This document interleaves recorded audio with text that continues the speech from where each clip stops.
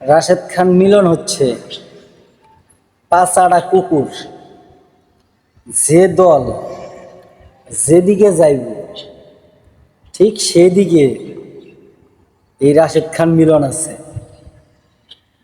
তার পাশাপাশি বিভিন্ন নামে একটা আছে। হাসিনার সময়ে দেখছি যে জয় বাংলা, জয় বঙ্গবন্ধু এসব নেতারা যেদিকে যাইব সেদিকেই এমনে পা চাটব।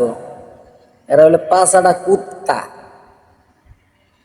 আর হাসনাত আবদুল্লারা, নাহিদেরা কেউ পাও কি চাটছে, টাকা দিয়ে মাথা বিক্রি করছে। তোরা কিন্তু ঠিকই তোদের এই আদর্শটা পাঁচাটা কুত্তার মধ্যে লাগাইছস। বড় বড় কথা কস, দেখছি তো সব দুনিয়ায়। আজ তো জন্ম হয় নাই। 17 বৎসর আওয়ামী লীগ সরকারের ক্ষমতা ছিল যখন, তখন এই আওয়ামী লীগের পাও তোরাও ছাড়ছস।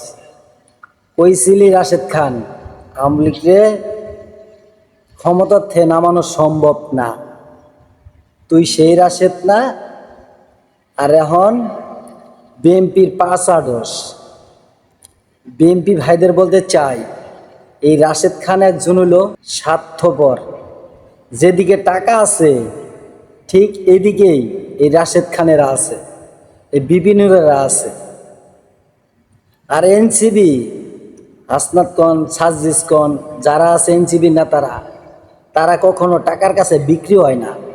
এই রাশেদ খান মিলনেরাই টাকার কাছে বিক্রি হয় এবং মানুষের পাও ছাড়ে। বড় বড় কথা কয়, সুরের মায়ের কিন্তু বড় গলা।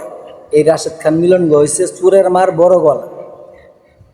সে লজ্জা লাগে এসব কথা যে কস, লজ্জা। রাশেদ খান মিলনে রাশেদরে বলতে চাই, পাঁচাড়া বন্ধ কর। পাও চাটবি আর কতদিন?